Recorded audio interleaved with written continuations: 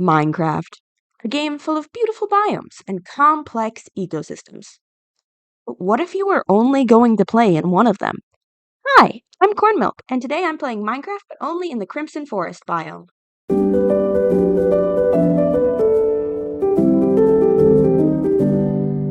The Crimson Forest is a nether biome. It's filled with red mushroomy trees and red mushroomy grass, and just overall lots of red and lots of vaguely mushroomy vibes. It's also home to piglins, you'll see a lot of them, and hoglins, which are violent, and you'll also see a lot of them. However, if you make a single biome world of the Crimson Forest biome, you'll notice that some things are a little bit off. For one, there's no crimson nelium, the mushroom grass. There's none of it. It's just grass. It's just normal grass because it tries to create the Crimson Forest in the overworld, and it can't because there's grass. And because there's no crimson nelium mushroom grass, no trees can grow. So that knocks out like two of the most iconic features of the Crimson Forest right away. But we're not done. Bastions and fortresses can still spawn, and you know what else can still spawn? Piglins and hoglins. Lots and lots of hoglins. However, because it technically is the overworld, they will all very quickly zombify. So, fun fact about creating a single biome world that is a non-overworld biome, there won't be a stronghold. And I definitely didn't figure that out by playing through a run and getting all of the pearls and all of the blaze rods, and then being very confused about why I couldn't find the stronghold and why my Eyes of Ender wouldn't throw and why everything was messed up. So I went to a different world. Well, I created a new world that was just a Crimson Forest biome, and then when I went to and it did / locate on the stronghold. No! Oh no! So it is quite literally impossible to beat the Ender Dragon in a single biome Crimson Forest biome world without cheating yourself to the end or cheating in an Ender Dragon or something like that. However, beating the Wither is still a totally viable option. Let's begin. We start where all worlds start, in the Create a World menu, because that's where you create a world, so that's where all worlds start. And as you can see, we're going single biome, Crimson Forest. One of the challenges of a single biome Crimson Forest world is that I won't have wood until I go to the nether because there won't be any trees. And as opposed to other single biome worlds I've done, I'll be spawning into a world filled with hostile mobs. So I spawn in, start heading towards the bastion I've spotted, which is very lucky, and immediately take fall damage.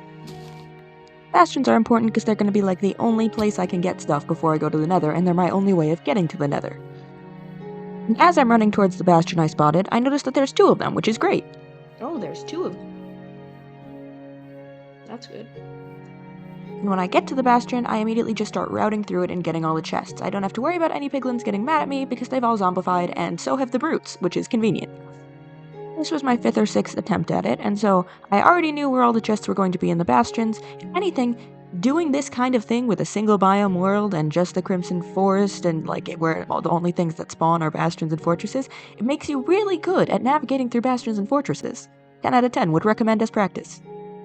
So I get what I need, and then I head out of the bastion, and I go straight to the other bastion, where I do basically the exact same thing, where I'm just raiding the chests, looking for anything useful, and in this one, I managed to find my first tool. There. Oh, and it's efficiency. And after that, I left the bastion, and I started looking for a new one, and I was very lucky. Oh, that's a treasure bastion. Alright. Now we're talking. Finding a bastion was important because it was the only place I was going to be able to get armor before I went to the nether because I couldn't craft it. However, it was also important because bastions have a chance of spawning with enchanted swords, and one of them was going to be very useful if I wanted to fight the Wither. Ooh, looting one. Okay, it's better than nothing. It is also bad. Looting one wasn't the best, but it was better than nothing, so I took it and I was on my way looking for another bastion. That's a bastion, we're going there. And it's a treasure bastion. Very good, very good. This treasure bastion had a diamond chestplate with blast protection, which honestly isn't the best enchantment, but it was pretty good, and so I took it, and I went looking for a new bastion.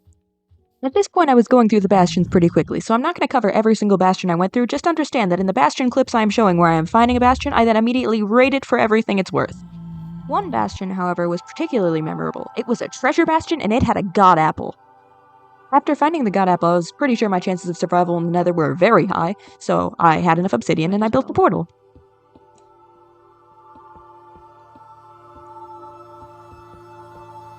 Oopsies.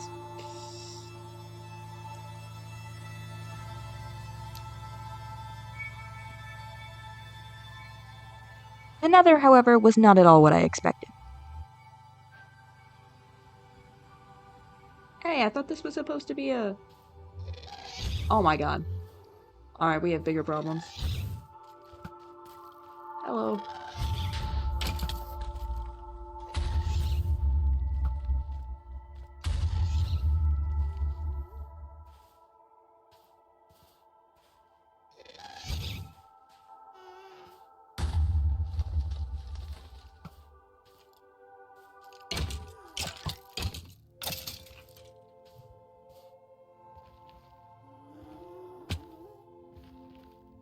Okay, hold on. I thought this was supposed to be crimson only.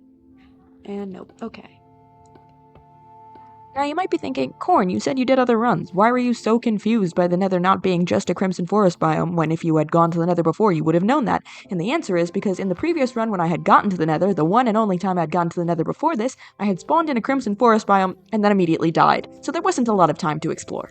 I had expected to spawn in a crimson forest biome with wood, but I didn't have any, so I was looking for trees. Tree. Okay. This is the biome it was all supposed to be. Why? Whenever I have anything.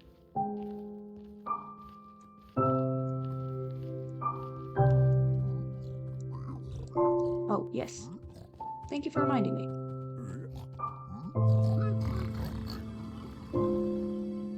As I traded with the piglins, I finally had access to wood. I was in a forest. I could make my first crafting table and actually start doing things, so I did.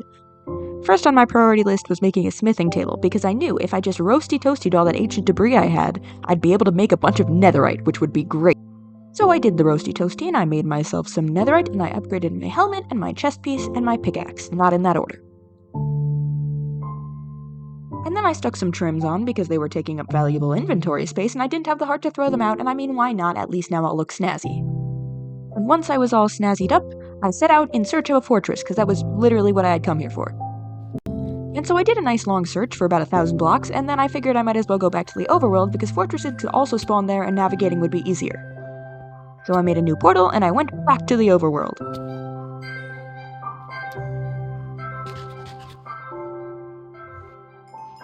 And luckily enough, when I spawned back in the overworld, it was right next to a fortress, which was awfully convenient. And I didn't have to wander very long in the fortress until I came upon a wither skeleton. Oh my gosh, first drop, yes. Please let it all be like this. But alas, no, there were no more wither skeleton spawns for what felt like an eternity. It went on for so long that I finally decided I was going back to the nether to try my luck at a fortress there.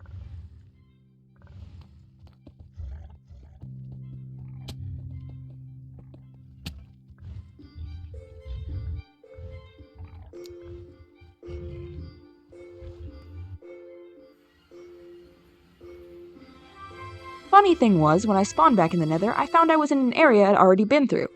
So, in response to that, I just went from there to an area that I hadn't wanted to go through, which was the Basalt Delta, because personally, I very much dislike Basalt Deltas. And so I traveled through there for a very long time, until I found what I was looking for, a fortress. The fact that this fortress was located in a Basalt Delta was particularly useful because it meant there would be fewer mob spawns of outside mobs like hoglins and piglins, the problems I'd been having in the overworld, so there would be more of the fortress-specific mobs spawning, which increased rates and was very useful. Yes, second head. Not third, but that's okay. In terms of wither skeleton skull drops, I'd say mine were pretty good. I still had to kill a lot of wither skeletons, as you can see by this montage, but I got good drop rates. Yes, okay, that's 3. Ooh, we are done. I planned to just head straight back to the overworld with my 3 skulls and kill the wither. But as I was leaving, I saw one of those side rooms that has the nether wart, and I figured, hey, I have been getting a lot of blaze drops just from having to kill the blazes that try to kill me when I try to kill the wither skeletons, so why not brew some potions just to be on the safe side? So I collected the nether wart and I went home.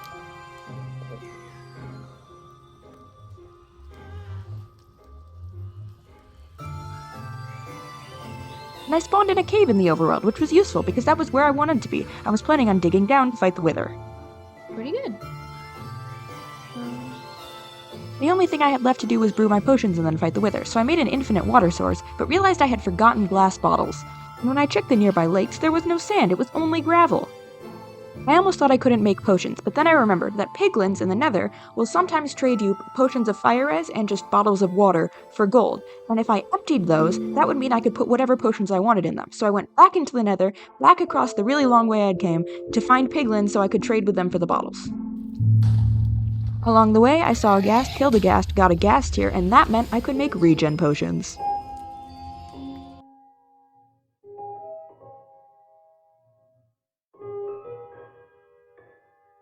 And after a stack and a half of gold, I had 4 glass bottles, 3 of which were empty, 1 of which had fire res, and I was planning on emptying it, with which I could make potions, and so I went back.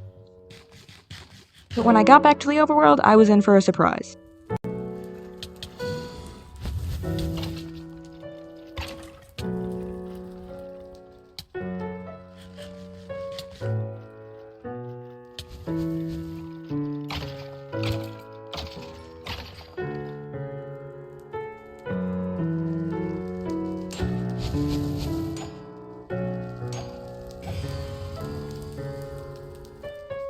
I survived the surprise attack, obviously, and after that, once my heart rate had cooled down, I started brewing my potions, strength and regeneration. Once I had all my potions, I packed up my stuff and I dug down to bedrock.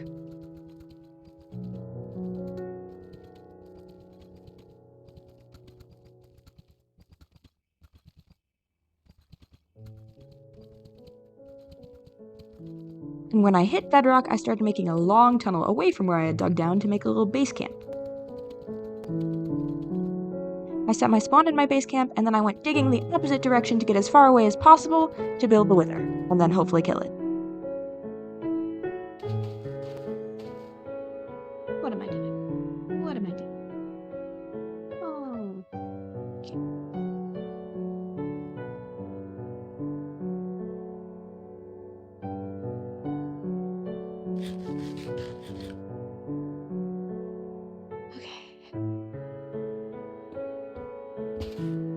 Oh my god, what am I doing?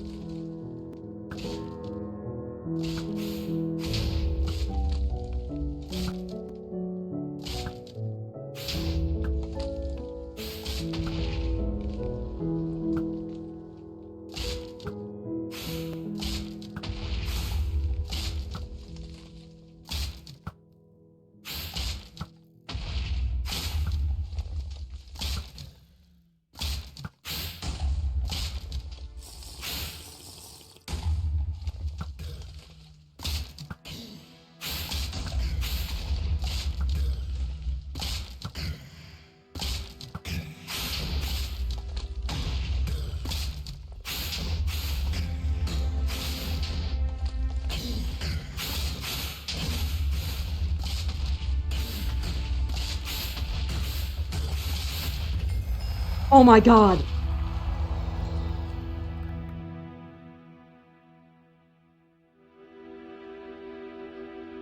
And as it turns out, I didn't even end up using the god apple or the majority of the potions because I'm just that good.